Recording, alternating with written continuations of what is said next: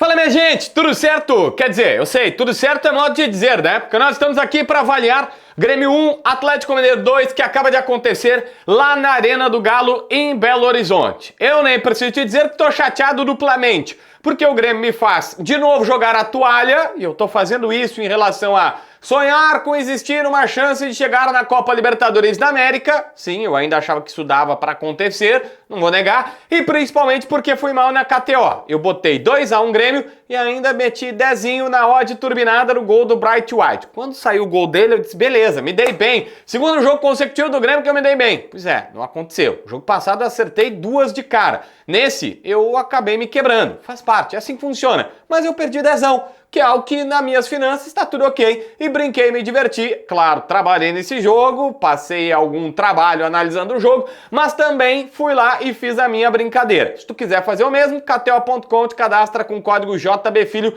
para ganhar aquele bônus, tem data FIFA por aí, tem coisa rolando, tem futebol internacional, tu pode brincar e te divertir mesmo nesse momento, beleza?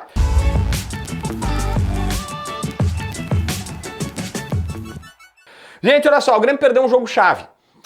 Não poderia perder. É óbvio que qualquer jogo do Brasileirão, mas nesse momento a gente tava falando, eu não tô falando de rebaixamento, tá? O Grêmio não vai cair. Mas eu tinha uma expectativa de, olha, dar uma arrancada, tenta um G8 da vida, vai que abre, né? O Grêmio tá se colocando ali por uma pré-Libertadores. Ah, mas JB, isso era muito difícil. Sim, eu sei que era difícil, eu sei, você sabe, mas era a única chance. E os caras tinham feito um pacto depois do jogo contra o Botafogo, e o Grêmio ia começar aí uma sequência interessante. Botafogo, Flamengo, sabe, de vitórias importantes. Então, bom, as coisas estavam diferentes? Beleza.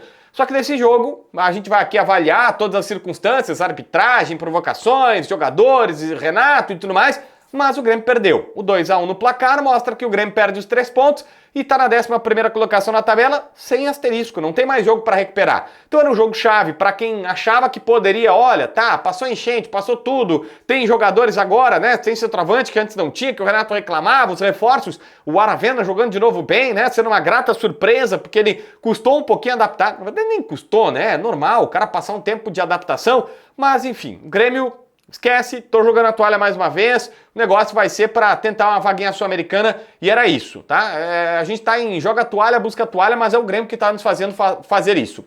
Antes de avaliar o jogo em si, eu vou falar de arbitragem. Eu acho que os dirigentes brasileiros, os profissionais do futebol se escondem muito de arbitragem, mas eu tenho eu consigo entender que, poxa, principalmente pelo pênalti do Gemerson, é um pênalti bastante duvidoso, me parece mais forçação do Hulk do que dele, mas é aquela história, o cara se coloca numa posição de risco, sabe aquela história de, cara, tu não cometeu crime, mas se tu tá na cena do crime, com a arma do crime na mão e o cara estendido no chão, é óbvio que vai te colocar numa situação ruim. O Gemerson poderia ter marcado o Hulk de uma maneira melhor. E ele se coloca numa cena do crime, eu até acho que foi forçação do Hulk, mas assim, né, aquela história, tu tá com a faca, o cara tá ali estendido, tu tá na hora a polícia chega.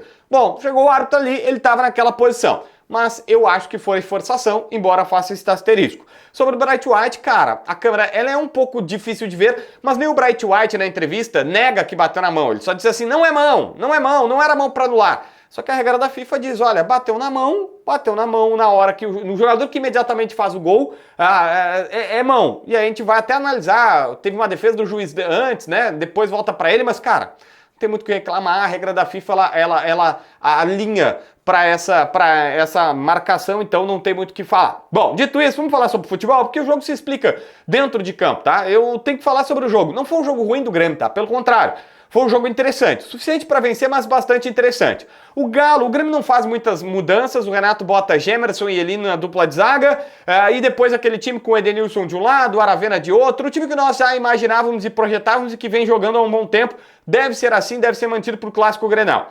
Quem fez um pouquinho de mudança foi o Galo, tá? O Galo faz algumas mudanças, tipo...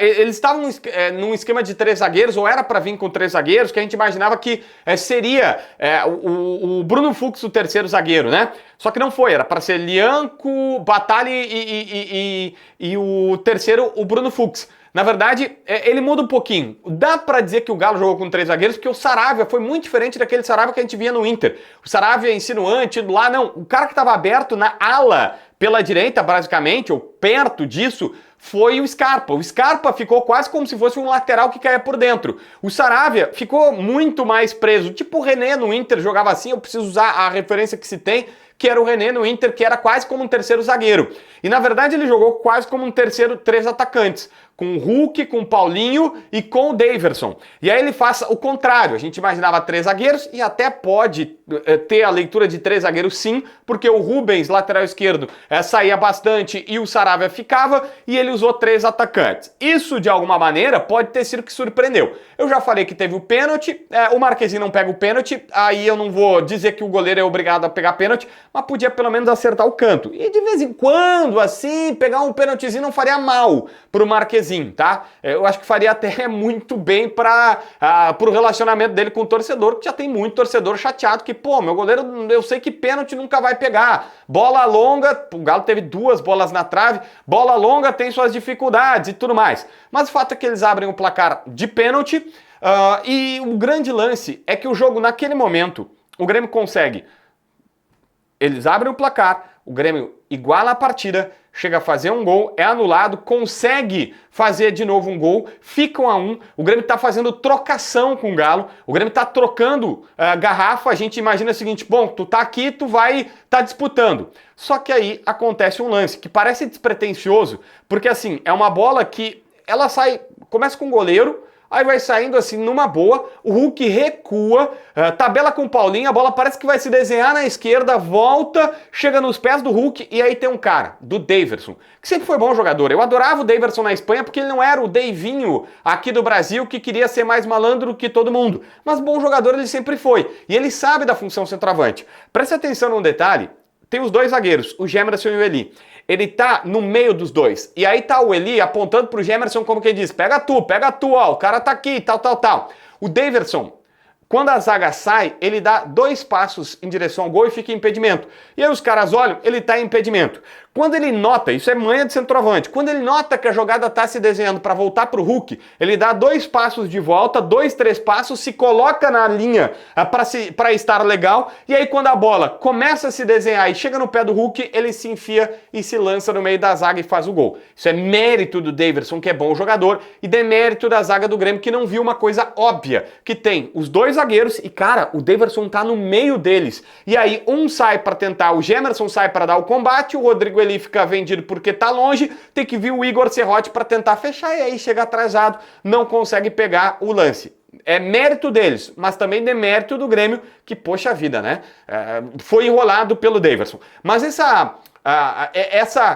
esse rótulo que o Daverson quer colocar, que ele quer se colocar, de cara que é malandro, de cara que tira onda, que faz, sabe, pra mim é muito assim. O Marquezine uma hora levantou a luva pra falar com alguém e aí ele se jogou no chão, aí depois quando sai ele beija o escudo do Galo, dá tchauzinho pra câmera. Eu não gosto disso, eu acho ele bom jogador, mas esse cara extra-campo me incomoda, só que incomoda a mim, e eu tô fora do gramado. Quem não pode se deixar levar por isso é o Reinaldo. A gente precisa abrir uma gaveta aqui do JB, porque o Reinaldo não teve protagonismo na partida, só que quando ele não prejudica o time com lances tipo contra o próprio Cruzeiro, outro mineiro, no primeiro turno, ele prejudica assim, que ele acaba sendo uma situação de cara, ele levou um 3º amarelo pífio. Parece que ele estava implorando, ele entra na onda do Daverson desde o intervalo, começa a provocar, meteu o dedo na cara, bate boca, fica batendo boca no segundo tempo, e aí o Daverson tá ali, o Daverson vai levar um amarelo, azar, o Daverson não tem clássico Grenal para jogar depois, o Reinaldo tem, ele entra na onda, fica reclamando, o juiz dizendo assim, cara, vou amarelar, vem o Rodrigo Eli e diz assim, tu vai levar amarelo, para com isso, e ele não para, resultado, cartão amarelo.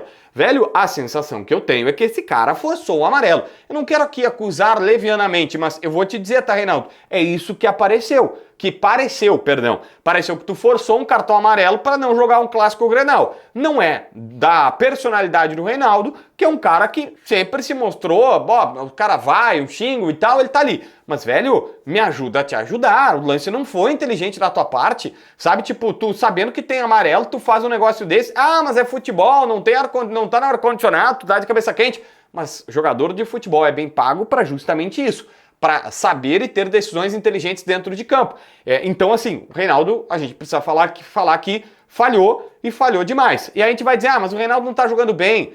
Mas e o Mike no Grenal? Tu acredita? Bom, o Cristaldo foi bem apagado, não jogou nada bem. O Renato já deu essa que é Monsalve ou o Cristaldo. Eu acho que o único erro aqui, o Cristaldo tem seus méritos, é um cara que tem serviços prestados ao Grêmio, mas o erro aqui é o Renato colocar o Monsalve, então, no final da partida. Mas a verdade é que o Monsalve teve 12 minutos e não conseguiu fazer muita coisa. E aí eu preciso te colocar aqui. Não vai ser todo jogo que o Monsalve vai tirar um coelho na cartola, mas registro que não foi um grande jogo. Aliás, o time do Grêmio até fez um jogo, não foi um grande jogo do Cristaldo e nem do Monsalve. O Grêmio fez um jogo bem interessante, teve gol do Aravena, teve outras situações importantes. Eu gostei do Edenilson, tanto aberto pela ponta direita quanto como lateral direito. Acho que tem alguns jogadores, o Dodi dá um passe maravilhoso pro Bright White. Penso que o Bright White fez uma boa partida, mas assim, as trocas foram bem exóticas do Renato na segunda parte, né? Ele tira o Igor Serrote e bota o Edenilson na lateral. Aí, isso para botar o Diego Costa ao lado do Bright White, 2 centroavantes, improvisa no lateral direito.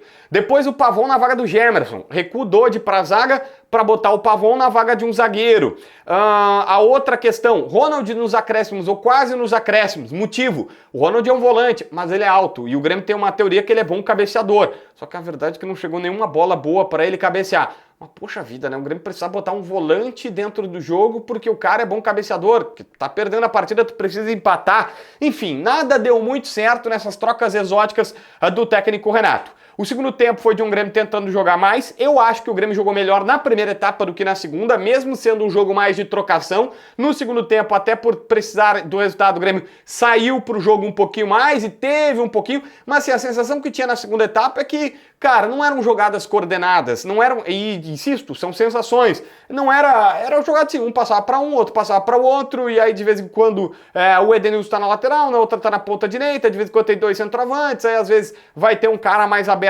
lá pela esquerda, às vezes não vai ter, e aí tipo é um passando para um para ver o que vai acontecer. Consequência disso às vezes o talento individual dos atletas resolve a parada. Dessa vez não aconteceu, o Grêmio não fez gol.